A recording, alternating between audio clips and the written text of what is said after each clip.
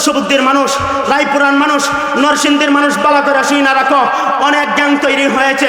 সেই গ্যাং সাধারণ গ্যাং নয়, সেই গ্যাংয়ের নাম হলো ইমান হরণকারী গ্যাং। কি গ্যাং? আমার নবীর ইজ্জত লুণ্ঠনকারী গ্যাং। সেই গ্যাংয়ের নাম কি? আমার নবীর ইজ্জত লুণ্ঠনকারী গ্যাং। আপনার সামনে কখনো আসবে কাদিয়ানির বেশ ধরে, আবার কখনো আসবে হিজবুত তাওহীদের বেশ ধরে।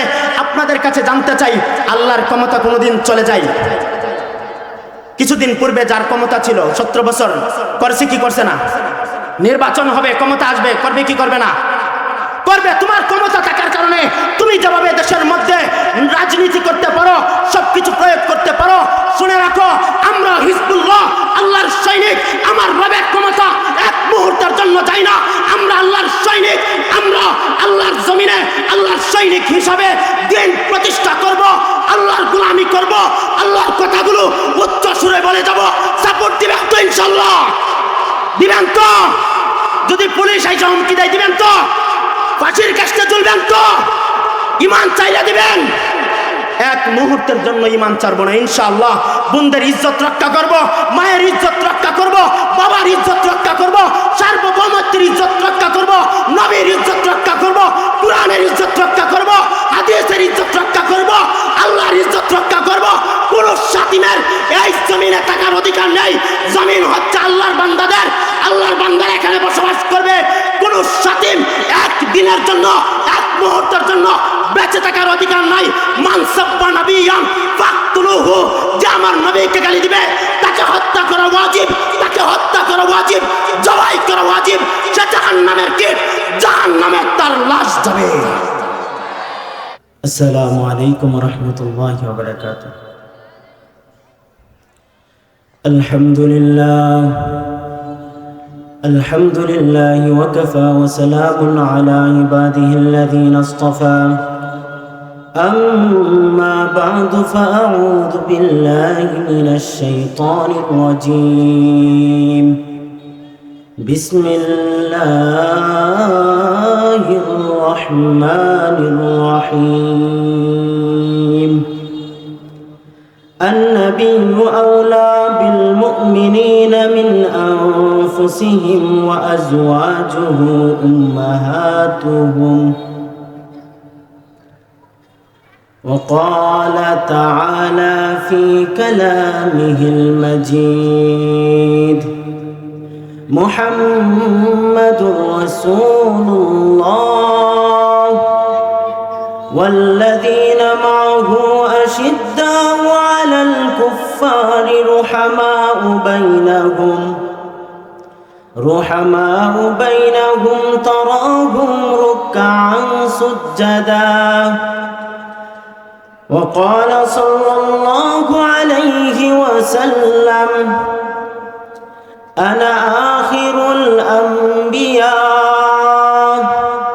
وأنتم آخر الأمم. بارك الله لنا ولكم في القرآن العظيم ونفعنا وإياكم بالآيات والذكر الحكيم.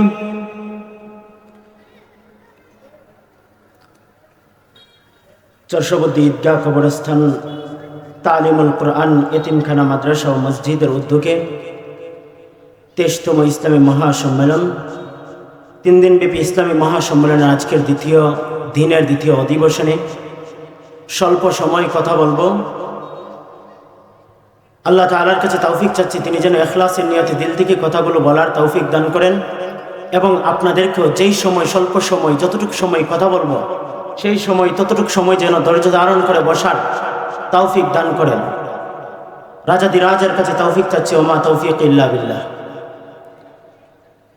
প্যারে হাজিরিন ইকরাম,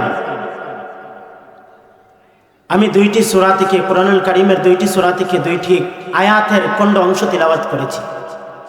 প্রথমটি তিলাওয়াত করেছি সূরাতুল আহজাব থেকে এবং দ্বিতীয়টি তিলাওয়াত করেছি 26 নম্বর পারা সূরা ফাতাহ থেকে। এবং আল্লাহ রাসূল সাল্লাল্লাহু আলাইহি ওয়াসাল্লামের অসংখ্য অগণিত হাদিস থেকে একখানা হাদিস পাঠ করেছি। চেষ্টা করব আয়াত এবং হাদিসের প্রেক্ষিতে অল্প সময় কথা বলার জন্য। প্যারে হাজিরিন ইকরাম, আমার পূর্বে অনেক উলামায়ে কেরাম 2 দিন যাবত নসিহত পেশ করতেছেন, ওয়াজ করতেছেন, শুনেছেন। আমার পরেও বিজ্ঞজনরা কথা বলবেন বড় বড় জনরা, এবং আগামীকালও কথা বলবেন। শুনবেন, মন ভরে ওয়াজ শুনবেন, নসিহত শুনবেন, দিলের খোরাক নিয়ে বাড়িতে ফিরবেন এবং আত্মা সত্যির জন্য নিজেরা প্রচেষ্টা করবেন, ওলামায়ে কেরামের দ্বারে ফিরবেন। সেজন্যই তো আজকের ওয়াজের মাহফিলের ব্যবস্থা, তাই না? এজন্যই তো ওয়াজ মাহফিলের ব্যবস্থা করা হয়েছে, যেন এখান থেকে এক একজন মানুষ প্রকৃত মুমিন হয়ে যায়, এখান থেকে যেন এক একটা মানুষ এক একটা প্রকৃত ইমানদার হয়ে যায়, এখান থেকে যেন এই ছোট্ট ছোট্ট বাচ্চারা আজকে এখানে মাহফিলে আসছে, এখান থেকে যেন এক একটা সালাউদ্দিন আইয়ুবী হয়ে বাড়িতে ফিরে, এখান থেকে যেন একজন আলীউল মুর্তজা হয়ে বাড়িতে ফিরে, এখান থেকে যেন একজন ওমর ইবনুল খাত্তাব হয়ে বাড়িতে ফিরে, এখান থেকে একজন যেন তারিক বিন জিয়াদ হয়ে বাড়িতে ফিরে, এখান থেকে যেন উম্মাহর সৈনিক, উম্মাহের মুয়াজ্জিন মুয়াজ আজান দিবে আম্মা জান আয়েশা রাদিয়াল্লাহু তাআলা আনহার ইজ্জতের ব্যাপারে যারা কটূক্তি করেছিল, আর যেভাবে ইসলামের সৈনিকেরা, ইসলামের মুয়াজ্জিনেরা আজান দিয়েছিল, ঠিক তেমনি ভাবে এই মাহফিল থেকে, এই মঞ্চ থেকে আমাদের আগামীর তারিক বিন জিয়াদেরা জাগ্রত হবে, আমাদের আগামীর উমর বিন খাত্তাবেরা জাগ্রত হবে, আমাদের আগামীর আলীউল মুর্তজারা জাগ্রত হবে, আমাদের আগামীর সালাহ উদ্দিন আইয়ুবীরা জাগ্রত হবে।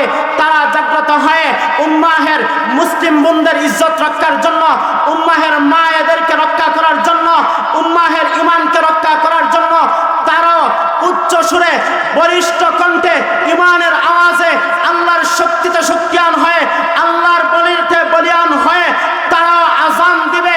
শাহজালাল যেভাবে আজান দিয়েছিল, সিলেটের ময়দানে এসে আজান দিয়েছিল, রাজা গর্গবিন্দের বিল্ডিং এর ইটা পর্যন্ত তরতর করে কাঁপছিল। আমার মুয়াজ্জিনরা এভাবে আজান দিবে, আগামীর সন্তানরা এভাবে আজান দিবে। দিল্লি থেকে নিয়ে ওয়াশিংটন পর্যন্ত, রাশিয়া থেকে নিয়ে চীন পর্যন্ত বাতিলের মসনদগুলো এভাবে তরতর করে কাঁপতে থাকবে। প্রিয় ভাইয়েরা আমার, আমি যেই কথা বলেছি, আমি যে আয়াত তিলাওয়াত করেছি, উক্ত আয়াতের মধ্যে সূরাতুল আহজাবের আমার প্রথম নম্বর আয়াতের মধ্যে আল্লাহ তাআলা বলেছেন, আন-নাবিয়্যু আওলা বিল মুমিনিনা মিন আনফুসিহিম ওয়া আজওয়াজুহু ওয়া উম্মাহাতুহুম। আল্লাহর নবী সাল্লাল্লাহু আলাইহি ওয়াসাল্লাম সম্পর্কে আল্লাহ তাআলা বাণী পেশ করে গেছেন, দু জাহানের সরদার সম্পর্কে আমার রব আকাশ থেকে জিবরিলের মাধ্যমে সংবাদ দিয়েছেন, বলেছেন একজন মুমিনের কাছে তার জীবন থেকে, একজন মুমিনের কাছে তার স্ত্রী থেকে, একজন মুমিনের কাছে তার স্বামী থেকে, একজন মুমিনের কাছে তার বাবা থেকে, একজন মুমিনের কাছে তার ভাই থেকে, একজন মুমিনের কাছে তার বাবা থেকে, একজন মুমিনের কাছে পুরো পৃথিবী থেকে আমার নবী দু জাহানের সরদার, আকায়ে নামদার, তাজদারে মদিনা, জিগর গুশায়ে আমিনা মুহাম্মদ আরবি সাল্লাল্লাহু আলাইহি ওয়াসাল্লাম একজন মুমিনের কাছে জীবনের চাইতে, রাষ্ট্রের চাইতে, দেশের চাইতে, বাবার চাইতে, মায়ের চাইতে, বোনের চাইতে, সব কিছু চাইতে আমার নবীর ইজ্জত একজন মুমিনের কাছে বেশি। মুসলমান আজকে পরিষ্কার করতে হবে। ওয়াজ দীর্ঘদিন শুনেছেন, আরো শুনবেন। আজকে পরিষ্কার করতে হবে, নবীর ইজ্জত বাঁচাতে চান নাকি নিজেকে বাঁচাতে চান? আজকে পরিষ্কার করতে হবে, নিজের ঈমান বাঁচাতে চান নাকি দেশ বাঁচাতে চান? আজকে পরিষ্কার করতে হবে, ইসলামের সার্বভৌমত্ব বাঁচাতে চান নাকি নিজের মানচিত্র বাঁচাতে চান? আজকে পরিষ্কার করতে হবে, আমার কোরআন বাঁচাতে চান নাকি আপনার দল বাঁচাতে চান? আজকে পরিষ্কার করতে হবে, ইসলাম বাঁচাতে চান নাকি সংগঠন বাঁচাতে চান? অতএব আজকে পরিষ্কার করুন, ঈমানকে পরিষ্কার করুন, আপনার মেধাকে পরিষ্কার করুন, ভালো করে জানা নেন আমার ঈমানের পূর্বে একটা ব্যক্তির চেয়ে তার দল বড়, দলের চেয়ে ইসলাম বড়, ইসলামের চেয়ে ঈমান বড়। সৈনা রাইখো, ঈমান দিব না। তোমার জন্য আমার দল বাদ দিতে পারি, তোমার জন্য আমার সংগঠন বাদ দিতে পারি, তোমার জন্য আমি দেশান্তরিত হতে পারি, তোমার জন্য আমার মা চড়তে পারি, তোমার জন্য আমার বাবা চড়তে পারি, তোমার জন্য আমার বোন চড়তে পারি, তোমার জন্য আমার স্ত্রীকে বিধবা করতে পারি, তোমার জন্য আমার সন্তানকে এতিম বানাতে পারি। এক মুহূর্তের জন্য, এক সেকেন্ডের জন্য আমি ঈমানকে ছাড়তে পারবো না। রাজি আছেন তো? ঈমান বাঁচাতে চান না সংগঠন বাঁচাতে চান? ঈমান বাঁচাতে চান না সংগঠন বাঁচাতে চান? পিছন থেকেও দেখতে চাই ঈমান না সংগঠন? ইমান না দল, ইসলাম না দল, ইসলাম না দল, মুসলমানিত্ব না সংগঠন, মুসলমানিত্ব না সংগঠন, মানচিত্র না ইসলাম, কোরআন না ইসলাম, কি বাঁচাবেন? কি বাঁচাবেন? অতএব কথা পরিষ্কার, আমার ইসলাম নিয়ে, আমার কোরআন নিয়ে, আমার নবী নিয়ে, আমার ইমানদারের ইমানদার নিয়ে, আমার বোনের ইজ্জত নিয়ে, আমার মার ইজ্জত নিয়ে যখন কোনো কুফফার, কোনো গাদ্দার, কোনো তাবেদার, কোনো স্বৈরাচার, কোনো হিন্দু, কোনো বৌদ্ধ, কোনো নাসারা, কোনো চাকমা, কোনো হাইজান, কোনো বার্মা, কোনো সাঁওতাল জেনে মেনে খেলবে, তাকে জ্যান্ত মাটিতে ফুটে ফেলা হবে, জ্যান্ত মাটিতে ফুটে ফেলা হবে।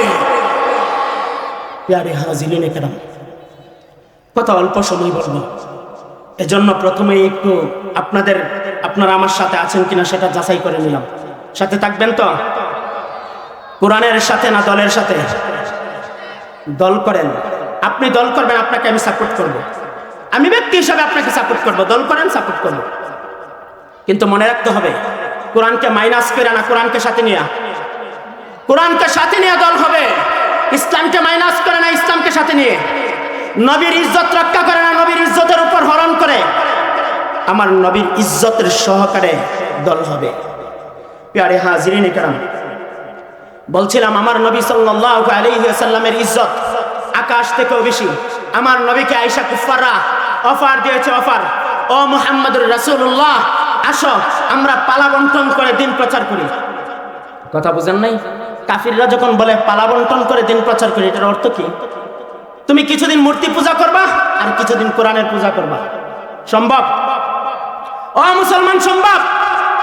এক সেকেন্ড মুহূর্তের জন্য মূর্তি পূজা করা জায়েজ আছে, অল্প সময়ের জন্য জায়েজ আছে, সম্ভব?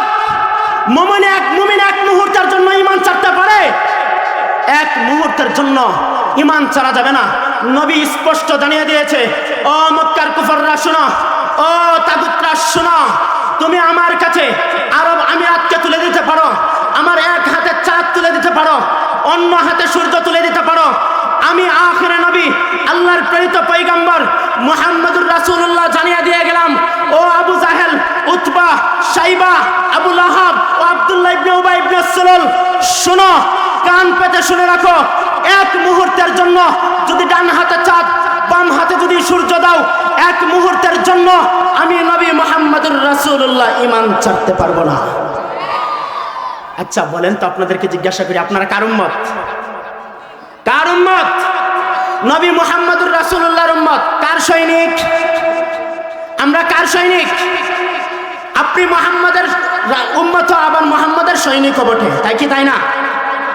আপনার নবী যদি এক মুহূর্তের জন্য চাঁদকে ডান হাতে পেয়ে, সূর্যকে বাম হাতে পেয়ে, আরবকে বলেছেন ডান হাতে, পাকিস্তানকে বলেছেন বাম হাতে, পুরো বিশ্বকে ডান হাত এবং বাম হাতে বন্টন করে দেওয়ার পরেও যদি আপনার নবী এক সেকেন্ড সময়ের জন্য ঈমানকে ত্যাগ করেন নাই, আপনার নবী যদি এক মুহূর্তের জন্য মূর্তি পূজা করেন নাই, আপনার নবী যদি অল্প সময়ের জন্য সূর্য পূজা করেন নাই, আপনার নবী যদি অল্প সময়ের জন্য যদি আকাশের পূজা করেন নাই, তাহলে আপনি কোন উম্মত হলেন যেই অল্প সময়ের জন্য মন্দিরের পাহারাদারি করতে হবে?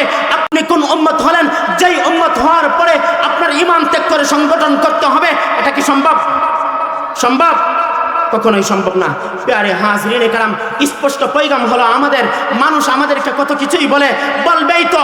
আল্লাহ রাসূল সাল্লাল্লাহু আলাইহি ওয়াসাল্লামের যুগ নবীজি ত্যাগ তিতিক্ষা করতে করতে নিজের শরীরে রক্ত জড়াইতে ইসলামকে আজ পর্যন্ত আমাদের কাছে পৌঁছে দিয়েছেন। নবীজি যদি পরিশ্রম না করতেন ইসলাম আসতো? নবীজির শরীর থেকে যদি রক্ত না ঝরতো ইসলাম আসতো? আমার রাসূল সাল্লাল্লাহু আলাইহি ওয়াসাল্লামকে কুফফাররা কম কষ্ট দেয় নাই। তায়েফের জমিনে নবীজিকে পাথর মেরে রক্তাক্ত করা হয়েছে, তবুও নবীজি সাল্লাল্লাহু আলাইহি ওয়াসাল্লাম অটল অবিচল ঈমান ছেড়ে দেন নাই। শেষ পর্যন্ত পুরো কুফফার গোষ্ঠী এক হয়ে আমার নবী সাল্লাল্লাহু আলাইহি ওয়াসাল্লামকে বিষ পান করিয়ে শাহাদাত করিয়েছে, তবুও নবীজি অটল অবিচল ঈমান ছাড়েন নাই। খলিফাতুল মুসলিমিন হযরত আবু বকর রাদিয়াল্লাহু তাআলা আনহুকে খেলাফতের শেষ সময়ে আসার পরেও আমার খলিফা আবু বকর রাদিয়াল্লাহু তাআলা আনহুকে বিষ পান করে শাহাদাত করিয়েছে।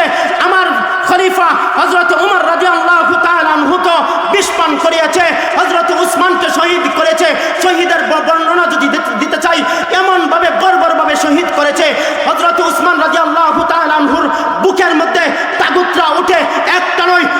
নয়, তিনটা নয়, খঞ্জর দ্বারা 9টা আঘাত করেছে, এমনকি বডি থেকে মাথাকে দ্বিখণ্ডিত করেছে, তবু অটল অবিচল ঈমান ছাড়েন নাই। হযরত আলী রাদিয়াল্লাহু তাআলা আনহুকে শাহাদাত বরণ করতে হয়েছে, এক মুহূর্তের জন্য অটল অবিচল ঈমান ছাড়েন নাই। আমাদের 4 মাযহাবের শ্রেষ্ঠ ইমাম, ইমামে আযম নুমান ইবনে সাবিত, ইমাম আবু হানিফা রাহমাতুল্লাহি আলাইহিকে অসহ্য নির্যাতন সহ্য করতে হয়েছে, এক মুহূর্তের জন্য তিনি ঈমান ছাড়েন নাই। কারাগার বরণ হয়েছে, কুফফারদের তাগুতদের বিরুদ্ধে গিয়ে তিনি কারাগারকে নিজের সান্নিধ্য মনে করে নিয়েছে, তবু এক মুহূর্তের জন্য অটল অবিচল ঈমান ছাড়েন নাই। ইমাম আহমদ ইবনে হাম্বল রাহমাতুল্লাহি আলাইহি তিনাকে দৈনিক 40টা করে বেত্রাঘাত করা হতো, এক মুহূর্তের জন্য ঈমান ছাড়েন নাই। হযরতে ইমাম মালিককে দেশান্তরিত করা হয়েছে, এক মুহূর্তের জন্য ঈমান ছাড়েন নাই। প্যারে হাজিরিনে কেরাম, আমাদের আকাবিরগণ ঈমান ছাড়েন নাই, উলামায়ে কেরাম ঈমান ছাড়েন নাই। আমাদের স্পষ্ট পয়গাম হলো, আমরা মরে যাব, ফাঁসির কাষ্ঠে ঝুলবো, পানিতে ডুববো, আগুনে পড়বো, আমাদেরকে যাই করতে পারো, এক মুহূর্তের জন্য, স্বল্প সময়ের জন্য ঈমানকে ছাড়বো না, ঈমানকে ছাড়বো না ইনশাআল্লাহ। আমার শেষ মেসেজ বলেই শেষ করে দিচ্ছি। প্যারে হাজিরিনে কেরাম, চরসুবুদ্দির মানুষ, রায়পুরার মানুষ, নরসিংদীর মানুষ বালা করে শুই না রাখো, অনেক গ্যাং তৈরি হয়েছে।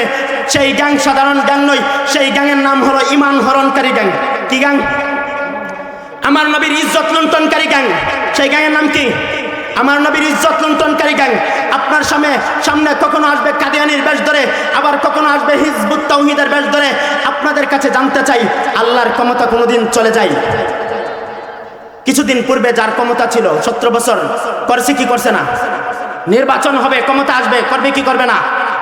করবে। তোমার ক্ষমতা থাকার কারণে তুমি যেভাবে দেশের মধ্যে রাজনীতি করতে পারো, সবকিছু প্রয়োগ করতে পারো। শুনে রাখো, আমরা হিজবুল্লাহ, আল্লাহর সৈনিক। আমার রবের ক্ষমতা এক মুহূর্তের জন্য যায় না। আমরা আল্লাহর সৈনিক, আমরা আল্লাহর জমিনে আল্লাহর সৈনিক হিসাবে দিন প্রতিষ্ঠা করব, আল্লাহর গোলামি করব, আল্লাহর কথাগুলো উচ্চ সুরে বলে যাব।